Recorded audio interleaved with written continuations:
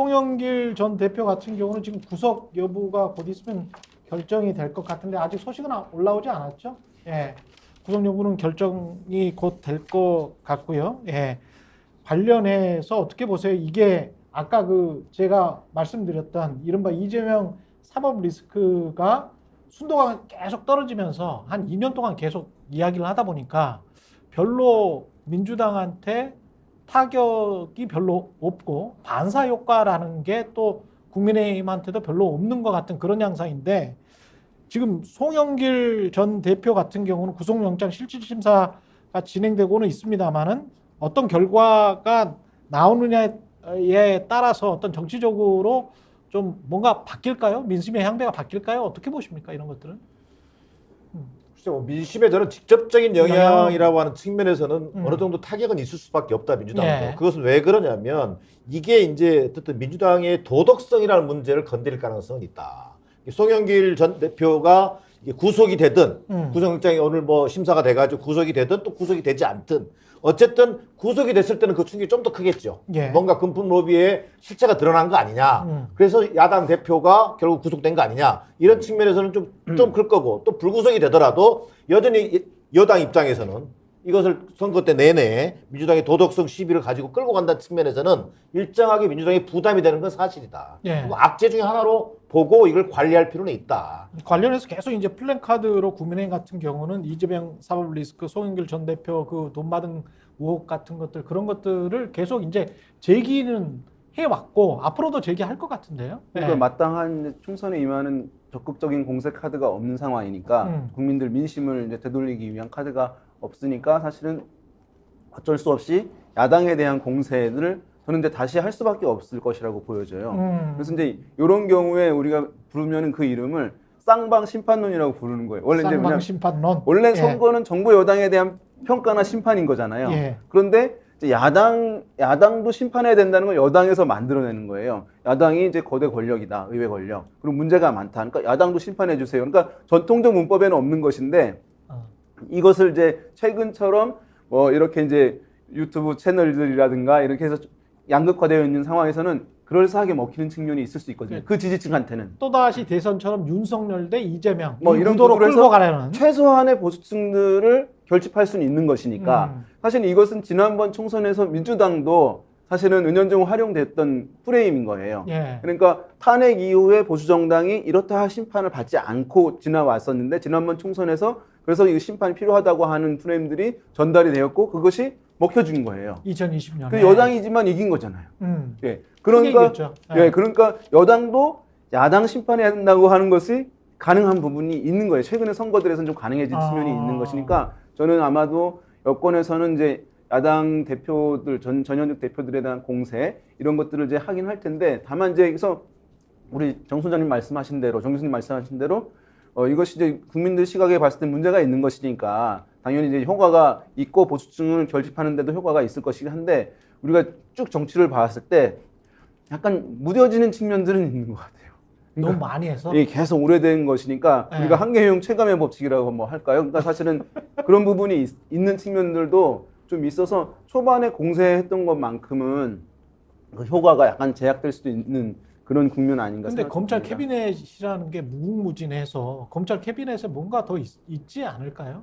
2월, 3월에 뭔가를 더 꺼낼 준비를 분명히 할 것 같은데. 지금 이제 한동훈 비대위원장이 돼야 되는 이유도 그 얘기하는 분들이 있어요, 여당에. 그러니까는 검사 대 피의자 구도가 좋다. 그러니까 한동훈 대 이재명 구도도 좋다. 그러니까 윤석열 대 이재명이랑 똑같은 건데 예. 한동훈 대 이재명 해가지고 이제 이재명 대표를 비롯한 아, 민주당의 뭐 586 운동권들 등등 해서 예. 이 사법 리스크들이 다 있다. 예. 그래서 이제 그런 구도가 좋다, 뭐 이 구도인데 지금 말씀하신 캐비넷까지 갈 것도 없고 사실은 재판이 계속 진행 중이지 않습니까?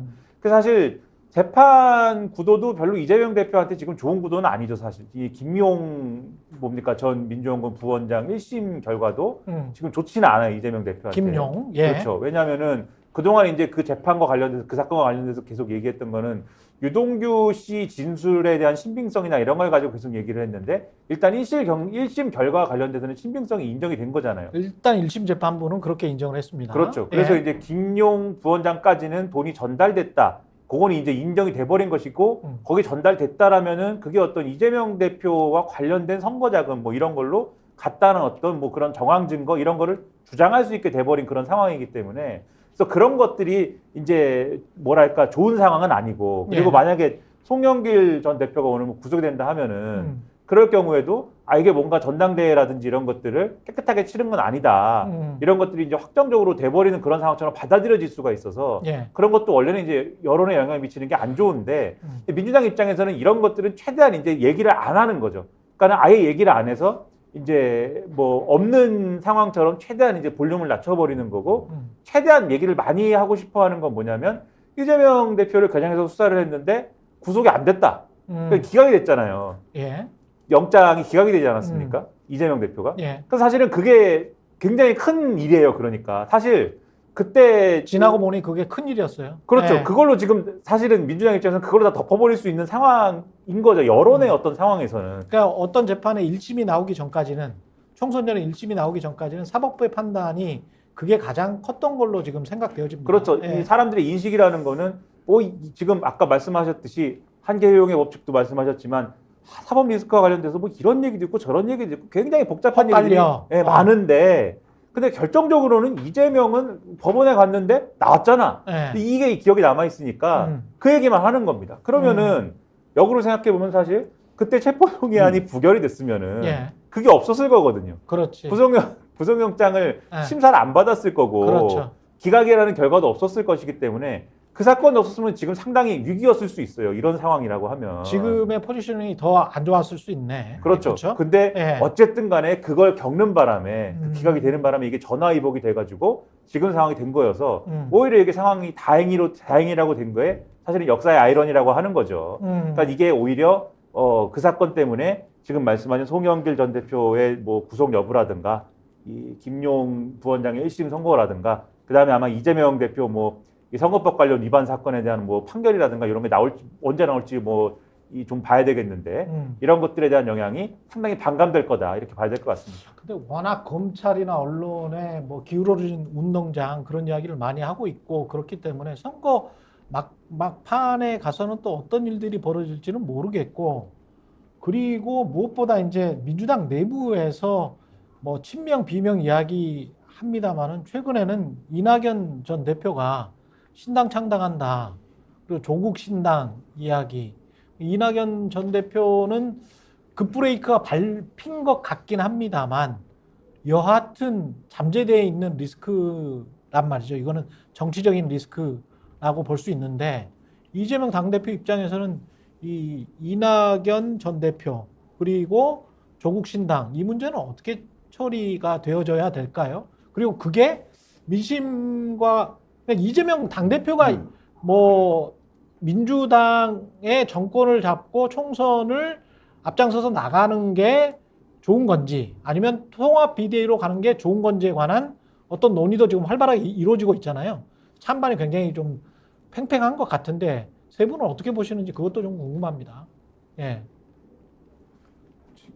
유니온 센터 어떻게 가야 될지는 저도 뭐 깊이 고민한 부분은 아니긴 할 텐데 예. 사실은 지금 이제 이낙연 이제 전 대표 전 총리 신당 창당 관련해서는 이렇게 대중의 흐름 차원에서 봤을 때 사실은 이제 임팩트가 크지 않거든요.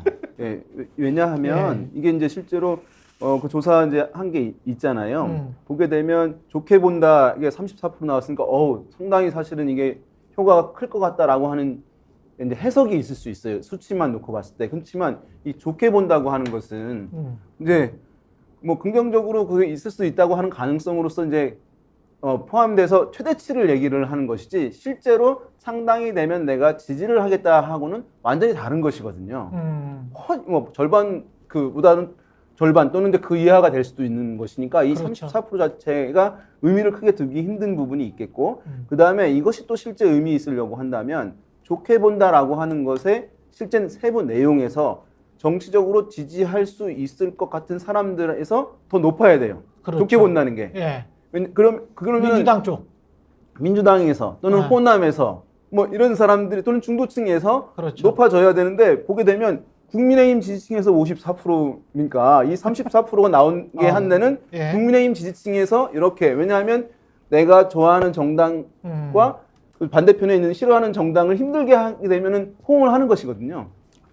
그 효과가 큰 거예요. 그래서 지금 이낙연 전 대표가 뭐 중도 성향이 있고 한데도 불구하고 무당층에서 뭐 25% 이렇게 나왔잖아요. 예. 그런데 지난번에 이제 이준석 신당도 비슷한 조사가 있었거든요. 그렇죠. 그때는 사실 말이 돼요. 왜냐하면 무당층이나 중도층, 무당층에서는 30%도 넘었고 중도층에서는 40% 넘고 좋게 본다고 좋게 하는 본다가. 시각이. 예, 그러니까 지지할 만한 분들이 더 높게 본다고요. 뭐 근데 뭔가 좀 이낙연 신당 베이스가 있는 거네 그쪽은. 베이스가 예. 있는 거죠. 젊은 층도 그렇고. 근데 지금 이낙연 신당은 그게 안 맞는 상황이기 때문에 임팩트가 크지 않아서 최근에 이제 신당을 한다는데 이게 뭐 이제 개인적인 어떤 측면에서 하는 것은 맞겠는데 세력과 같이 가서 그다음에 이것이 세력이 커지고 이런 행보로 가야 되는데 전혀 그렇지 않아서 크게 아마 제가 봤을 때 민주당 지도부에서도 만류는 하긴 합니다만은 예. 이것을 두려워하거나 걱정하는 기류는 예. 사실 크지 않을 것이라고 보입니다. 그럼에도 불구하고 이재명 당대표가 뭔가 통합적인 리더십을 더 보여야 이 민주당의 지지도도 그렇고 총선에 대한 민주당 입장에서 보면 총선에 대한 승리도 낙관할 수 있을 텐데 그걸 지금 낙관할 수 있는 분위기는 아닌 것 같단 말이죠. 그거는 워낙 윤석열 대통령의 지지율이 낮기 때문에 거기에 관한 반사 효과는 분명히 볼 수 있겠습니다만은 내가 가서 획득하는 것, 내가 가서 골을 넣는 것, 그러니까 민주당이 가서 직접 골을 넣을 수 있느냐, 그리고 민주당이 집권정당으로서 바로 이렇게 다이렉트로 내년 뭐 한 3년 후에 남은 대선까지 갈 수 있느냐, 거기 그것과 관련해서는 확신을 지금 못 주고 있는 것 같기 때문에 그것과 관련된 리더십이 어떤 형태로 나타나야 되는 것이냐, 그게 통합 비대위고 여전히 이제 이재명 당대표가 어떤 대선 후보로서 막강하게 뒤에 있는 어떤 통합형 비대위냐, 아니면 이재명 대표가 그냥 그 전면에선 지금처럼 전면에선 그런 총선이냐, 이게 지금 민주당으로서는 제일 숙제 아닙니까? 저는 그 대목과 예. 관련해서 민주당의 위기의식, 그래서 이재명 대표의 위기의식이 대단히 박약하다라는 게 제 판단입니다. 지금 현재 이낙연 신당 뭐 앞서 나왔습니다만 대단히 명분 없는 일이죠. 그렇죠. 자, 그럼에도 불구하고 이낙연 신당이 만약에 창당하게 된다면 가장 큰 타격을 입는 건 민주당이고 이재명 대표가 될 것이다. 뭐 이런 관점에서 민주당이 좀 위기의식을 가져야 된다. 그다음 두 번째, 윤석열 정권에 대한 소위 심판 정서. 이거 그대로 민주당 지지로 연결되고 있지 않다. 자, 그러면 어떻게 하면 이것을 민주당 지지로 끌고 갈 수 있을 것이냐. 그건 다른 말로 하면 통합이라고 하는 측면. 당 내에서는 통합, 당 바깥으로는 국민적으로 보면 혁신. 여기 통합과 혁신의 이니셔티브를 이재명 대표가 쥐어야 된다. 주도권을. 그런데 불구하고 지금 이재명 대표가 과연 쥐고 있느냐. 오히려 국민들을 보면은 선거제도 개혁에 있어서의 퇴행적 모습, 아직 결론난 건 아닙니다. 예. 그 다음에 통합적 당 운영과 관련해서는 여전히 신당론이 꿈틀거리고 있고 비명계에 대한 어떤 설득 또는 그들을 끌어안는 모습, 이것들이 과연 얼마나 지금 비치고 있느냐는 측면에서는 대단히 미흡하다. 자, 이것은 국민들이 보기에 또 당원들이 보기에는 이재명 대표의 리스크가 사법 리스크가 아니라 예. 사법 리스크는 이미 지금 현재 존재하고 있어요. 예. 진행 중이고 재판에서 그건 결정될 거죠. 예. 중요한 것은 리더십이다. 그렇습니다. 여기서 예. 어떤 리더십을 보여주느냐에 따라서 신당창, 조국 신당, 뭐 무슨 신당이 나오더라도 이걸 잠재울 수가 있는 것이지. 그렇지. 지금 이대로 이재명 대표가 아니야, 지금 윤석열 정권의 심판 정서가 크기 때문에 또 내 문제에 관한 어떤 움직임이 있어서도 안 돼. 이대로가 좋아. 이런 기조로라면 난 언제든지 그 위기가 찾아올 수 있다. 자, 그런 위기식을 얼마나 지금 민주당이 갖고 있느냐에 대해서는 대단히 저는 회의적이다. 예. 김연아 평론 마지막으로. 예. 이재명 대표가 지금까지의 정치 스타일을 보면은 뭔가 자기가 이제 갖고 있는 거에 대해서 또는 앞으로 추구해야 될 거에 대해서 남에게 양보하거나 나누거나 뭐 이런 스타일이 전혀 아니지 않습니까? 예. 실리적인 거는 절대 이제 포기하지 않는 스타일이거든요. 지금도 마찬가지입니다. 선거제도나 이런 것들도, 그러니까는 대부분의 지금 이재명 대표의 당내 이제 대척점에 있는 분들은 선거제도와 관련돼서 어쨌든 연동형을 전제를 하고 이러저러한 것으로 가야 된다라고 얘기를 하는 거잖아요. 예. 근데 그거를 굳이 이제 어쨌든 병립형으로 회귀하는 게 낫지 않을까라는 기류 아니냐라는 게 지금 대부분의 이제 관측 아닙니까? 이재명 대표의 그렇죠. 뜻은. 예. 결국 왜 그러냐 그러면은 이재명 대표가 결국 대선을 염두에 두고 이 다음번 대선에 다시 내가 간다고 했을 때 당내의 절대적인 어떤 그러한 어떤 다수를 점한다고 했을 때 이번에 공천권을 확실히 행사하기 위해서는 그러한 선거제도가 필요하다. 이거 아니냐. 예. 그리고 그걸 전제로 했을 때 사실 지금 이제 이낙연 신당이라고 하는 게 대중적으로 전혀 명분도 없고 영양가도 없고 뭐 전혀 이제 변수가 안 된다라고 하면은 이재명 대표 입장에서 가장 좋은 거는 그거를 어떻게 이용할 거냐의 문제거든요.